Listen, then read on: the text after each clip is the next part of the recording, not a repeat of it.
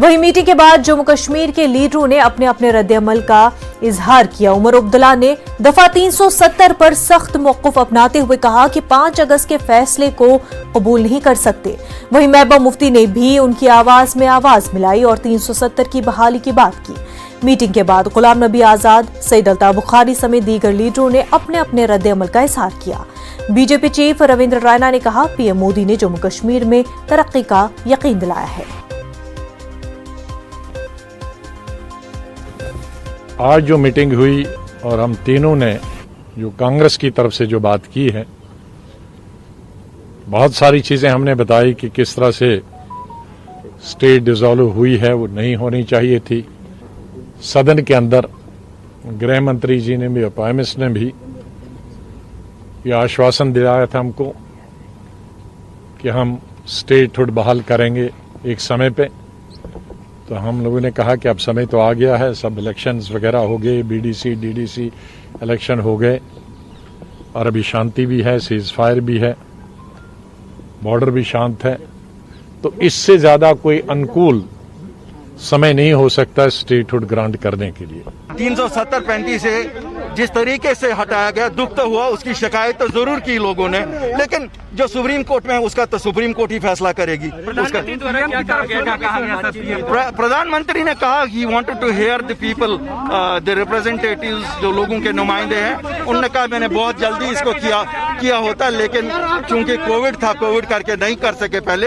और उन्होंने कहा जूं ये डिलिमिटेशन की प्रोसेस में सब लोग पार्टिसिपेट करिए, उसके बाद दूसरा फेज होगा इलेक्शन का। About that, but it was, as Beg Saab said, held in a very cordial manner, and I think there was a lot of emotional bonding, given what has happened in the last 2 years, and we came out quite positive that hopefully there will be some delivery for the people of JNK in the medium run and also in the short run. What about the future? What did the Prime Minister say, sir? Well, the Prime Minister, whatever he said is... Jammu Kashmir के सभी आए हुए नेताओं को यह विश्वास दिलाया है कि जम्मू कश्मीर के उज्जवल भविष्य के लिए सभी मिलकर कार्य करेंगे। जम्मू कश्मीर की मजबूती के लिए और जम्मू कश्मीर की जनता की भलाई के लिए हर वह कार्य करेंगे जिससे जम्मू कश्मीर के जनमानस का भला हो। जो 5 अगस्त 2019 को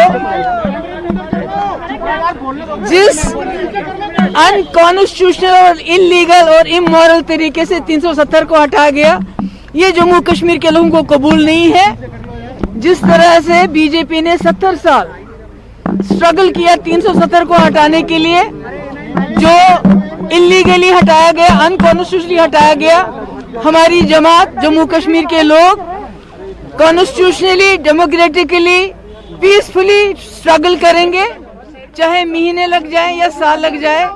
हम जम्मू कश्मीर में 370 बहाल करेंगे।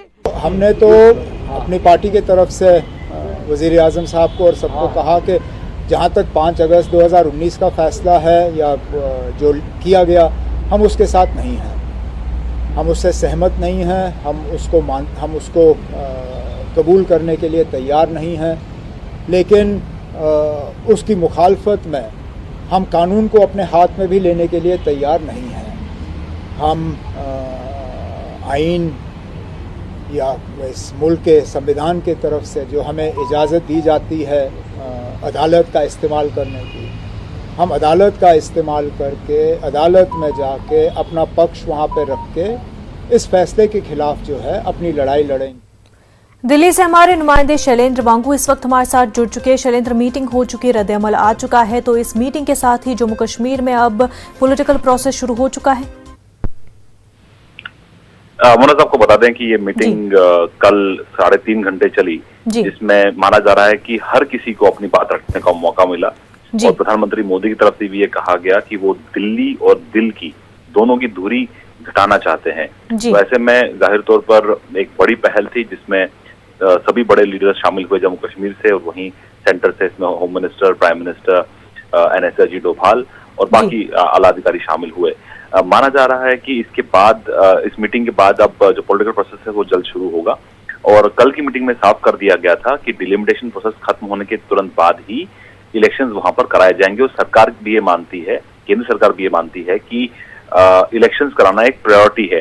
जैसे वहां पर डीडीसी इलेक्शंस कामयाबी से कराए गए, वैसे ही अब वहां पर असेंबली इलेक्शंस भी कराना जो है वो प्रायोरिटी रहेगी। लेकिन उसके लिए पहले डिलिमिटेशन खत्म होना चाहिए। और वहीं साथ ही साथ पीएम मोदी ने जो बड़ी बातें कही हैं, उन्होंने ये भी कहा है कि अगर किसी एक की भी जान जाती है तो वो बहुत दुख की बात है। और जो यूथ है जम्मू कश्मीर का, उनकी सुरक्षा करना इन सबका कलेक्टिव मोटिव होना चाहिए, सभी पार्टीज का, सभी लोगों का। और वहीं साथ ही साथ डेवलपमेंट को लेकर भी बातचीत हुई है।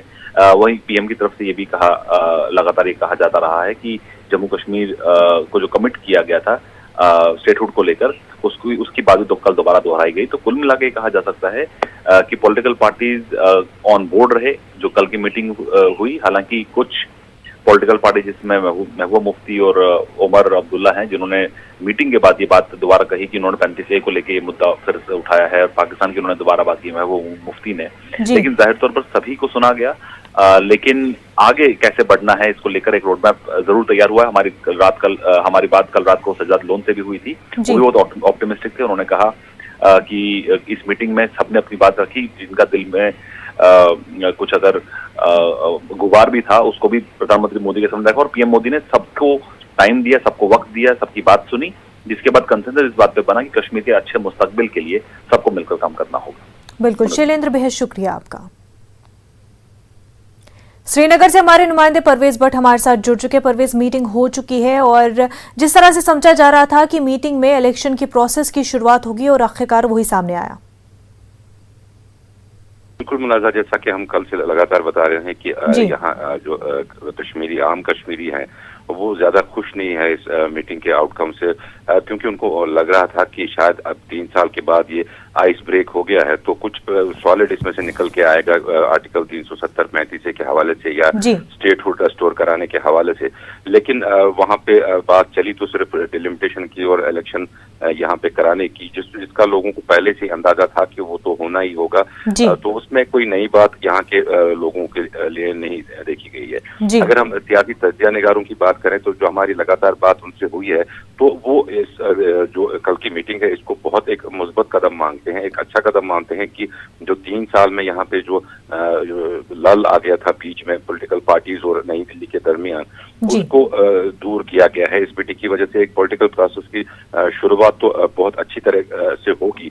लेकिन उनका भी ये मानना है कि जो बेसिक मुद्दे हैं जिनको एड्रेस किया जाना चाहिए था इस मीटिंग में, उन मुद्दों पे बात नहीं हुई। आपने खुद भी सुना होगा कि जब आर्टिकल 370 और 35A के हवाले से यहाँ के कुछ लीडरान ने बात उठाई थी वहां पे, तो उनको ये कह के चुप कराया गया था कि ये मसला भी कोर्ट में है, सुप्रीम कोर्ट में है, तो इस पे ज्यादा बात नहीं हो सकती है। तो जाहिरन जो यहाँ से पॉलिटिकल पार्टीज दावा करके गए थे प्रेस कॉन्फ्रेंसेस में, बयानात में अपने, वैसा कुछ देखने को नहीं मिला। हमने देखा कि जब बॉडी लैंग्वेज थी लीडर्स की, जब वो मीटिंग के बाहर निकले, कुछ लीडर्स की बॉडी लैंग्वेज तो बहुत अच्छी थी और काफी पॉजिटिव वाइब्स वो दे रहे थे। लेकिन अगर हम बात करें नेशनल कॉन्फ्रेंस के नायब सदर उमर अब्दुल्ला या फिर महबूबा मुफ्ती की PDP जो सदर जो हैं, तो उनकी बॉडी लैंग्वेज थोड़ा डिफरेंट थी। उनकी बॉडी लैंग्वेज से लगता था कि उनकी बात जो है वो वहाँ पे उन्होंने रखने की कोशिश तो की है, लेकिन उस पर कुछ खास वहाँ पे तवज्जो नहीं दी गई है। तो यहाँ के तज्जियानिगारों का ये भी मानना है। तो आज उम्मीद की जा सकती है कि आज ये जो पार्टी लीडरान है ये वापस वादी का रुख करेंगे और यहाँ पे हो सकता है कि ये एक ज्वाइंट प्रेस कॉन्फ्रेंस दे और आगे का जो प्लान है, आगे का जो रोड मैप है, इसके हवाले से वो सामने रखें। जी मुनाज़ा। बिल्कुल परवेज, बेहद शुक्रिया आपका।